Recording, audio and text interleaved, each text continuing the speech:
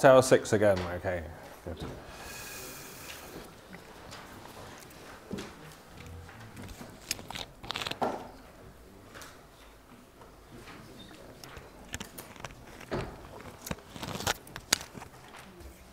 Right.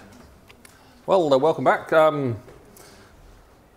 moving on to a new new algorithm now for classification, which is called the discriminant analysis. Actually, the idea is rather simple in some ways. It's just quick to make a sketch. We kind of imagine that our data, which let's have it being two-dimensional, say, so our data might look like this. We might have one class in green and another class in orange. Something like that, say. We'll assume now that we've only got two classes, say. What we're basically going to do then is we're going to imagine that each of our groups is being sampled from some multivariate normal distribution. Okay, so the green group is coming from one multivariate normal distribution, and the orange group from another one. Okay, so the green one might have its mean here, and its density contours might look like ellipses. Centered on that mean, and exactly the same thing for the orange group as well. So the orange group also might have a mean there or something, and it might have its density contours as well, like this. So our discriminant procedure then is going to be to work out or to predict what the optimal parameters are for the green group and the orange group. And we're going to work out then when two multivariate normal distributions have their density functions of equal height, which might be along here by the look of it. So there'll be some boundary. So maybe blue is not especially good for the camera. Let's try red. There'll be some boundary here. And on one side of that boundary, the probability density function of the green group is higher, over here. And on the other side will be the orange group. Okay. That now gives us a rather easy classification algorithm. So you get to new data, and it's on that side of the boundary. Then we'll say it's probably in the orange group, and if it's on the left-hand side here, we'll say, well, it's probably in the green group. Okay, so that's the basic idea for discriminant analysis. As we're going to introduce it, as I'll say later, it's not actually historically how this was first introduced. So first of all then, we're going to talk about decision boundaries between two multivariate normal distributions, and then how that leads on to this classification algorithm for discriminant analysis. This is probably the last thing we'll see, I think, which is specifically only working for a classification. Everything after this has versions for classification and also regression. We can talk a little bit about probabilities for misclassifying our observations. Again, by making these multivariate normal assumptions, you can say, what's the probability that a point here, say, is more likely to be well, you can see it more likely to be green than orange, but because we've got these nice density functions, we can actually work out a more exact probability of classifying it wrongly. Then I'll talk about the other way of viewing discriminant analysis, which is the direction that you can view our data, which separates our groups most. In fact, in this example here, it should be along that red line. When you view the data on the red line, or in other words, if you project it orthogonally, it's kind of maximally split up. So all the green points are going here, and the orange points are going here, and they're being as separated as they possibly can be. And I'll talk then about quadratic discriminant analysis as well in a moment. Right, so that's our plan for chapter 7, and it's going to be accompanied by lab sheet 5, which I think will appear on MOL tomorrow. It's on MOL already, but I can't remember the time I set it to come up. Anyway, good. So here's our notation then from a previous chapter. And we saw all of this before. So we've got K groups, but most of the time we're going to be focusing on the binary case where K is 2. So either in one group or another. So an email may be spam or not spam, or a picture might be a cat or a dog or something. And as usual, we're measuring p variables, and a discriminant rule then is just a way of partitioning all your space and just saying which group you're in. So in our example here with R squared, every point over here is in the green class, and every point over here is in the orange class, and so every point in R squared is being unambiguously assigned into one of the two groups. Okay, so that's how this sort of formal language works. Okay, I don't look good too closely at that maybe. Right.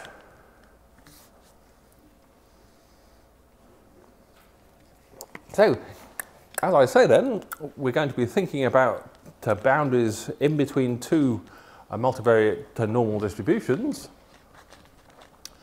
So let's imagine that we've got two multivariate normal distributions, x1 and x2, where x1 is p-dimensional, the mean is some p vector mu1, and the variance is, as usual, a positive definite symmetric p by p matrix at sigma 1, and analogously also for x2, coming from the p-dimensional multivariate normal with the mean mu2 and the variance matrix sigma 2.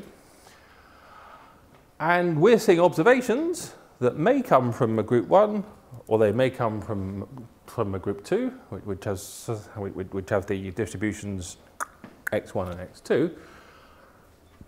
So I mean, the idea is easy. When do we think it's more likely to come from x1 or from x2? Okay. Well, we know the probability density functions of x1 and x2.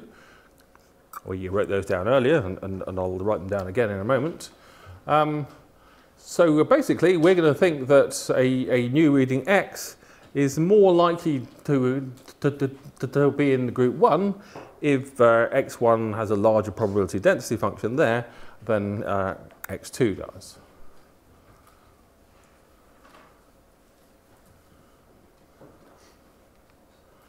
Okay, and indeed that's going to split all our plane into two parts. and the boundary where they're equal, well, I mean, that the boundary line is rather ambiguous, I guess, but that's known as the decision boundary. Okay. So, to work out a couple of examples, and you can play around as well and work some out also. So let's imagine that we're bivariate. So P is 2, only 2 variables, and our mean mu1 is given by -1, 0, and our mean mu2 is given by 1, 0. Okay, so -1, 0, 1, 0. And we're going to imagine, first of all, that both our variance matrices are the same. I'll take it to be 2, 1, 1, 1, say. Okay.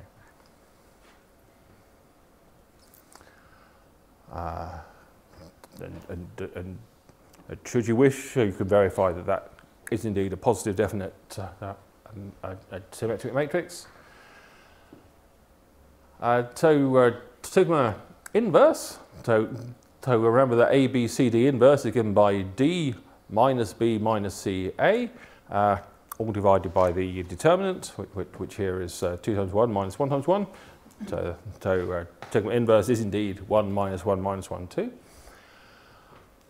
So our two probability density functions are equal when this slightly nasty looking formula for the probability density function for mu1 and sigma is the same thing as the probability density function of the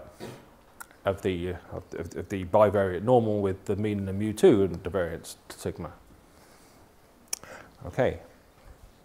So first of all, obviously these bits are going to cancel, right? You can just sort of get rid of those, and then we can ignore the exponentials. All we actually need is that so this bit here is the same as this bit here, okay? And then it's going to be equal, right?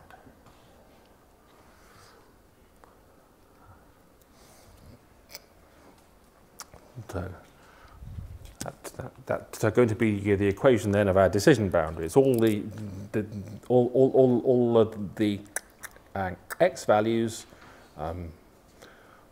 where that is the same as this. Okay. So let's write x then as x1 comma x2. X is a point in R squared, and so it has 2 coordinates. So we're asking that x minus mu1, well, the mu1 was -1, 0, and x was x1, x2. So x minus mu1 is given by x1 plus 1, x2.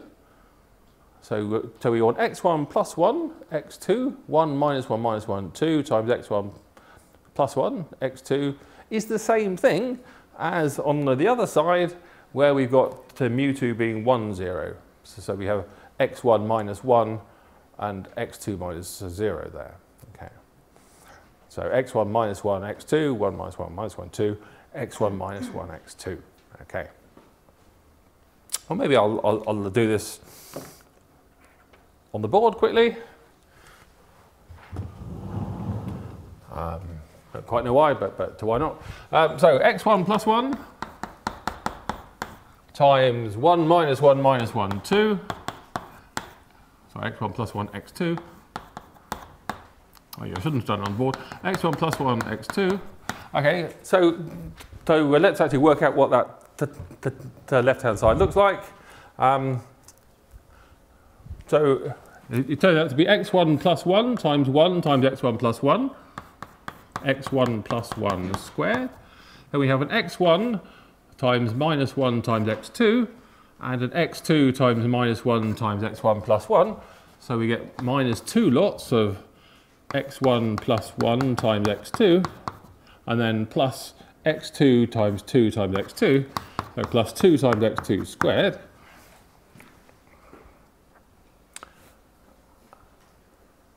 And then we can expand this, of course. So we get x1 squared plus 2x1 plus 1 minus 2x1 minus, sorry, 2x1 x2 minus 2x2 plus 2x2 squared. If I've got that right. To the expansion of the left-hand side, and the expansion of the right-hand side is going to be very similar. So this is the left-hand side, and the right-hand side in the same kind of way. It's going to be exactly the same, except all our plus ones here are minuses. So we're going to minus there and a minus there, but everything else is going to be the same. So it's going to be x1 squared minus 2x1 plus 1. Plus 2x1, sorry, minus 2x1 x2. Then that's now going to be a minus, so I'm going to get a plus 2x2 plus 2x2 squared. Okay. All right. And nearly everything cancels out. Look, so x1 squares go, 1s go, x1, x2 terms go, and the x2 squared terms go, and all we're left with is 2x1 minus 2x2 is so minus itself, and that just leads on to x1 equals x2, and so in fact our decision boundary is a line going upwards, passing through 0, 0, which is the midpoint of our two means. And in fact, that always happens. It's going to be a straight line that goes through that midpoint.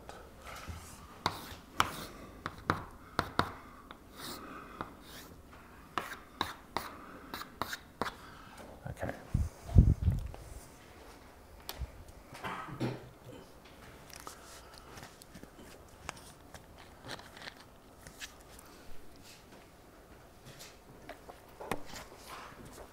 Okay. So I hope you agree that's a fairly easy calculation, and you should try and do something similar yourselves as well. Okay. So, when you do try it, what you'll find is that if your two variance matrices are identical, then always all your quadratic terms are cancelling, and you simply get a straight line between them. Or in more dimensions, it'll be a sort of a plane, and in the higher dimensions, it's known as a hyperplane. So some essentially linear thing of one dimension smaller. Okay. So there's an interesting thing. And the fact that it's a straight line or a linear is what gives us the terminology for linear discriminant analysis, as we'll see in a moment. I won't bother doing all the calculations here, but if we try a situation where the variance matrices are different, though, what we'll find is that our decision boundary is a quadratic function rather than a linear function. So, once again, we'll have mu1 being minus 1, 0, and the mu2 being 1, 0.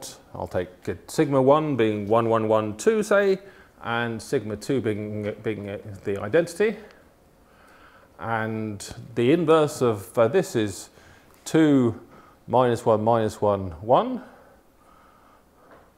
And the inverse of the identity is the identity again. So we're going to try and solve x1 plus 1, x2, times 2 minus 1 minus 1, 1 times x1 plus 1, x2, x1 equals x1 minus 1, x2 times x1 minus 1, x2. And you can verify how that expands. It turns into some slightly less nice looking quadratic, which in fact, if you plot that, it's a hyperbola. Okay. And in general, what you'll find is that if you have two different variance matrices, then your decision boundary is something like a circle, or an ellipse, or a parabola, or a hyperbola, or maybe also a pair of intersecting lines. It's something which is genuinely two-dimensional rather than one-dimensional. It's never linear.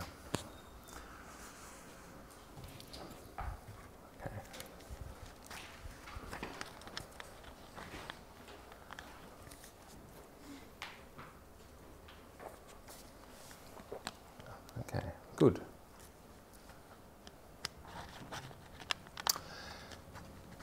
So this is going to lead us into a discriminant analysis. So I drew the picture earlier of the green and orange groups.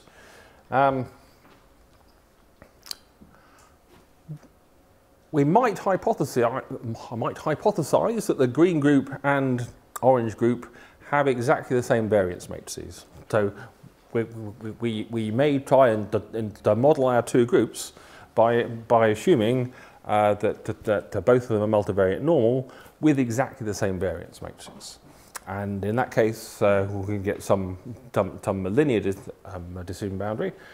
And I'll write down in a moment what the maximum likelihood choices are. On the other hand,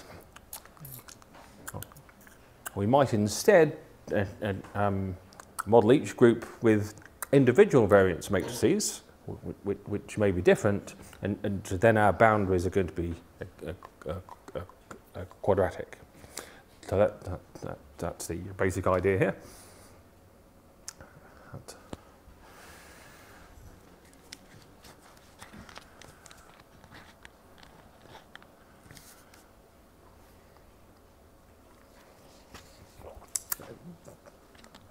So here's the thing that maybe not all of you have sort of thought about, maybe, but even in the one variable, this kind of thing is happening.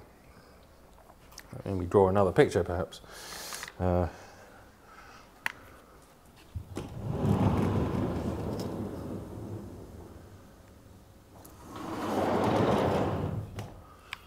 Okay, so let's imagine then. Whoops! Oh, dear. Exciting. Let's imagine then that we've got two groups again in the one variable, and our group 1 has got the mean mu1 and the variance sigma 1 squared, and our other group has got the mean mu2 and the variance sigma 2 squared, so with two univariate normal distributions. Or we can do exactly the same calculation as we basically did earlier. So we're sort of comparing 1 over root 2 pi sigma 1 squared x minus x minus mu 1 squared over sigma 1 squared with exactly the same thing with the sigma 2 and rearranging it. So our decision boundary is where our two things are equal, and so one of our probability density functions divided by the other one is exactly 1, and we can assign it to a group 1 if the probability density function of a group 1 is actually strictly bigger than the probability density function of group 2, which comes down to this thing here. And again, you can verify, so just the multiply by sigma 1 over sigma 2, or just take logs here, it works out as being some a quadratic function.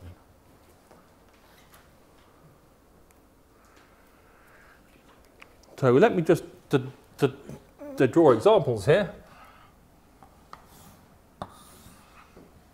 So if we've got two different means in exactly the same variance, then our probability density functions are just translates of each other. Okay. So one of those is meant to be the other one, but shifted along. Okay. And you can ask, when is the one larger than the other one? So So the first of these might have mean at mu1, and the other one, say, mean at mu2. So by symmetry, they're going to overlap at the midpoint, which is the mean, mu1 plus so mu2 over 2. And anything larger than that is going to be in group 2, and anything smaller in group 1. Okay, so using the ordering there. But if our variances are different, then other things happen. Okay, so let's exaggerate it somewhat and have one really small variance that goes very high, and one sort of much more spread out distribution.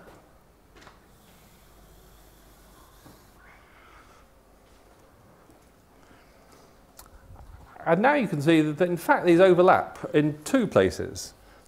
So not only here, but also over here as well.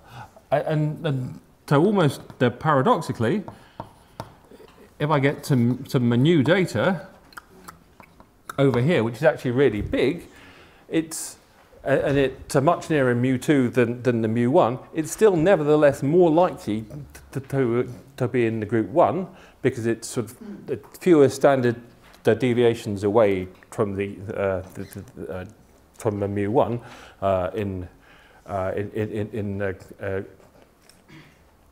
group 1 than it is standard deviations away from mu2 in the group 2.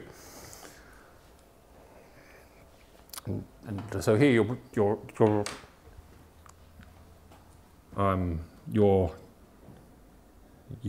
say it's going to be in the group 2, only if it's in that smaller interval there, and anywhere outside of it, if it's either big or small, it'll be in group 1.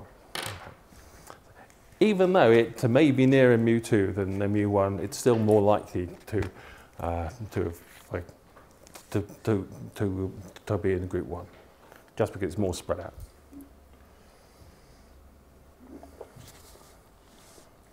And that's exactly what is being said here.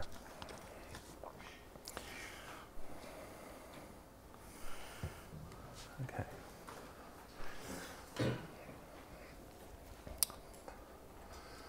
Right.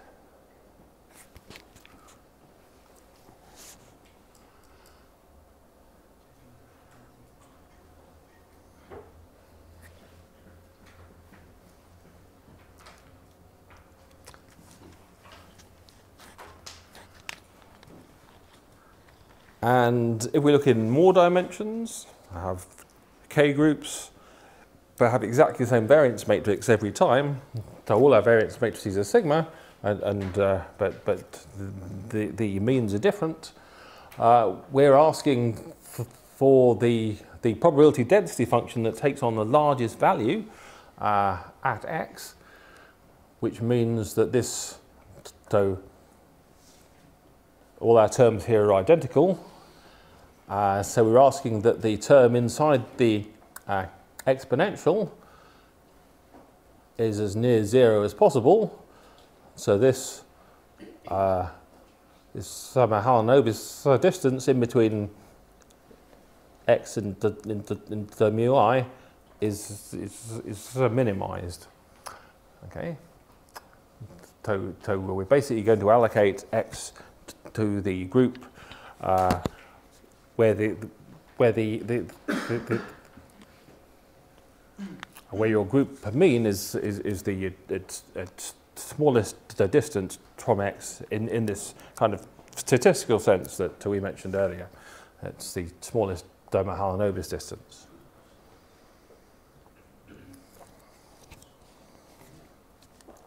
Okay.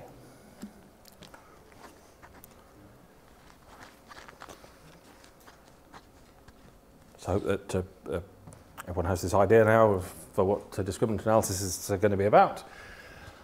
Right. So as I said earlier at the start, we're going to use this idea in building up a classification method. We're going to assume every group comes from some multivariate normal distribution. And so we're modeling our data points as samples from these multivariate normal distributions. And we're going to make the choices of the means and variances that maximize the likelihood of the data appearing. Now, in general, as we saw, any two multivariate normal distributions are going to have a quadratic boundary. But if the variance matrices are exactly the same, then the boundary is going to be linear. So the idea is that for every group, you look at your sample variance matrices, and if they're fairly similar, if they don't look too different, then it's reasonable to try and model everything by a common variance matrix. And in that case, our decision boundary is going to be linear. If they look rather different, then instead our decision boundary is more likely to be quadratic, and we're going to model our groups with different variance matrices.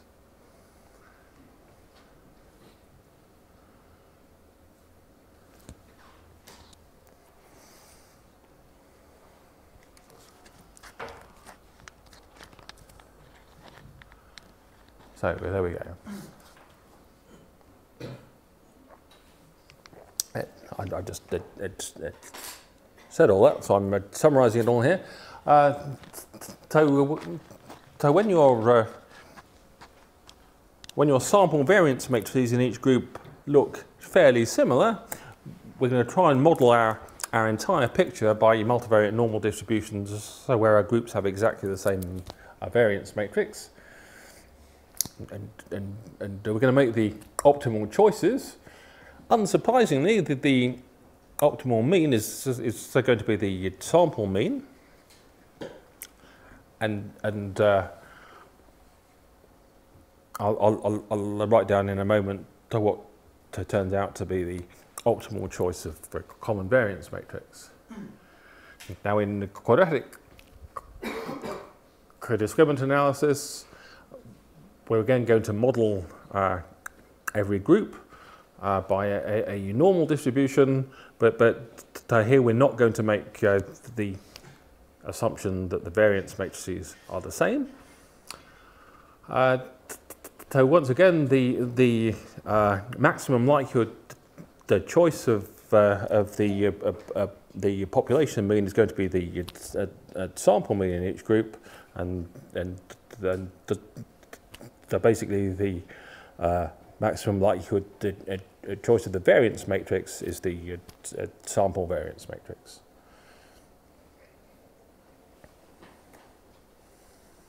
Okay.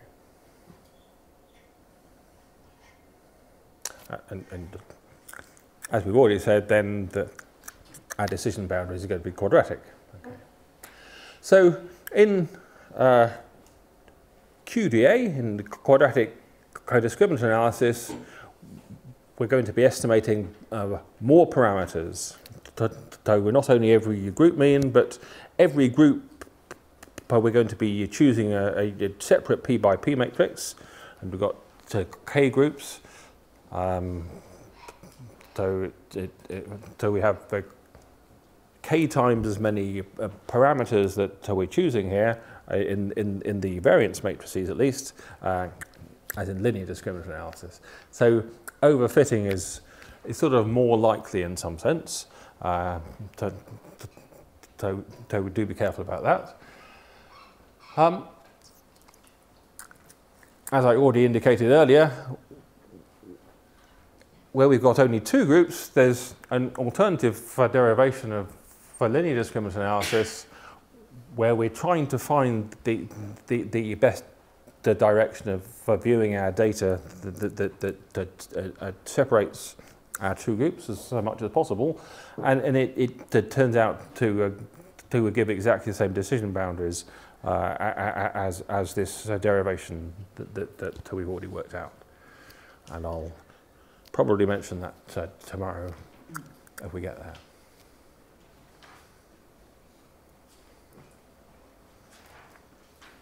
And that derivation has no assumption of normality. Yeah.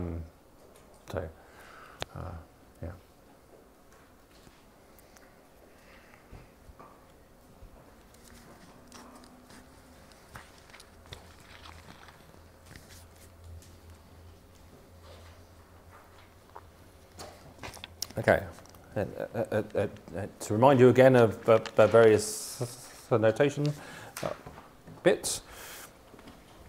So K groups, so G1 up to GK, where GI has NI observations, and all these are measuring exactly the same P variables. As usual again, we'll write N for the total number of observations. It's going to be the sum of all of the N subscript I. Xi dash is going to be the data matrix of the ith group. So here we're only looking at the observations in the group I, and so we're going to get an Ni by a P matrix. So as there are Ni observations in the group on P variables, and we can write our data like that. And we'll write Xi bar as the mean in group I.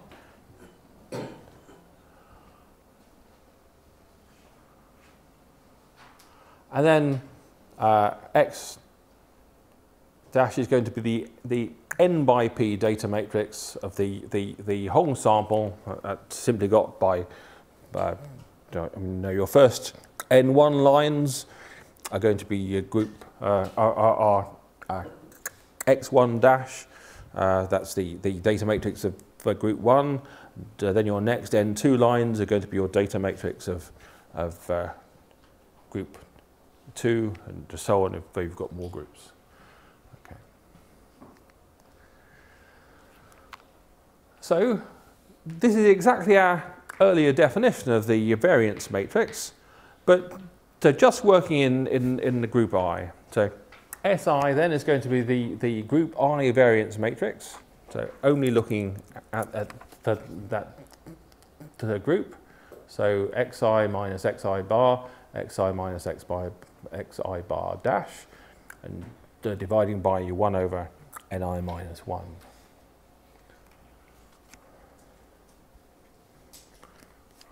So that was our definition that we saw back in chapter 1 or 2 of the variance matrix of a data matrix. And it's a P by P matrix again.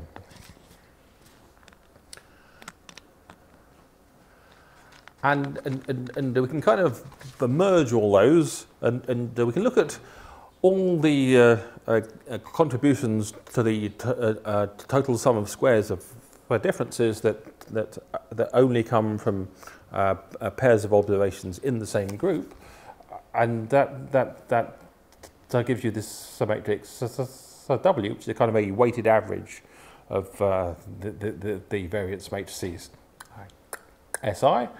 It looks slightly complicated, but that Ni minus 1 here is actually cancelling out the expression at the front there. And that's the within groups variance, or the pooled variance matrix. And that's going to be very important because in the linear discriminant analysis, where we're going to predict a common variance matrix of each of our groups, it's to this matrix here, which is our maximum likelihood choice. Okay. And as well as that, we're going to have a between groups variance, and this is actually working out the contribution to the total sum of squares that you get from observations in two different groups. Okay. And it's a slightly tedious exercise to verify that the total sum of squares of all the differences between any two objects, it decomposes as n minus k times w plus k minus 1 times b. So in a sense, that really is your sum of squares that comes from two different groups. And you can kind of see that it's really measuring how far apart the individual group means the xi bars are from the overall group mean. So it's going to be big if the group means are sort of are widely separated. Okay.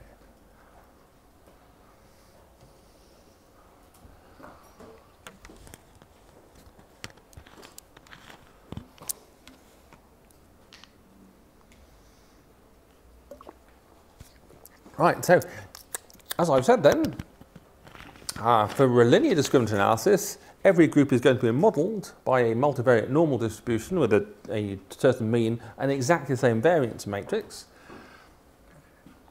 So our optimal choice of sort of the population mean of our normal distribution is going to be given by the sample mean of the group,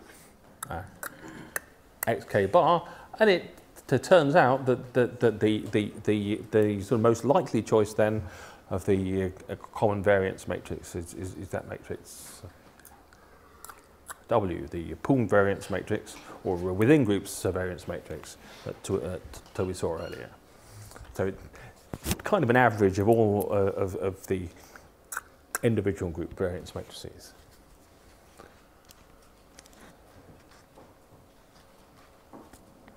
And in exactly the same way as we've been seeing, any new data X is going to be allocated to the category that has the greatest likelihood, so where the probability density function is largest. And all your boundaries are going to be linear.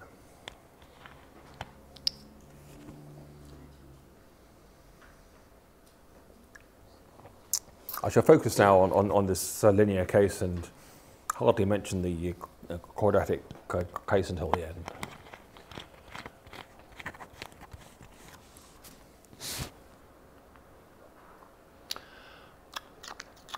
So our most important example then is when k is 2. So we're going to try and see exactly the same results elsewhere. So from the data visualization point of view. So it turns out that when the k is 2, we're going to allocate some new data to category 1 if this happens here. So if the mu1 minus mu2 dash sigma inverse x minus mu is greater than 0. Okay. So shall I do this? Yeah, why not? Let's do this on the board. So I've not prepared this since last year. I'll just explain why in a moment. So we're kind of asking then the variance, the probability density function of x being in the normal distribution with the mean mu1, so n2, or no, np, mu1 sigma. So sigma here is going to be the pooled variance matrix. Hat is so. What's the probability density function here? It's given by 1 over 2 pi to the p over 2 times the determinant to the power half times x minus a half x minus mu1 dash sigma inverse x minus mu1. And we want this probability density function to be larger than the same thing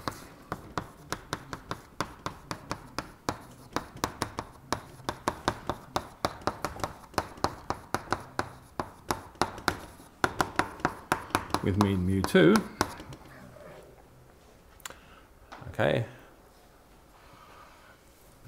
So can we rearrange it and make it look like this? Well, yes, let's do it.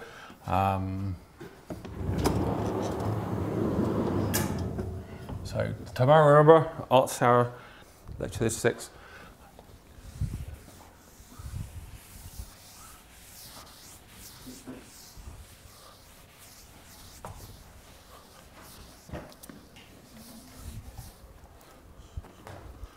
So we'll to notice that our initial terms are going away.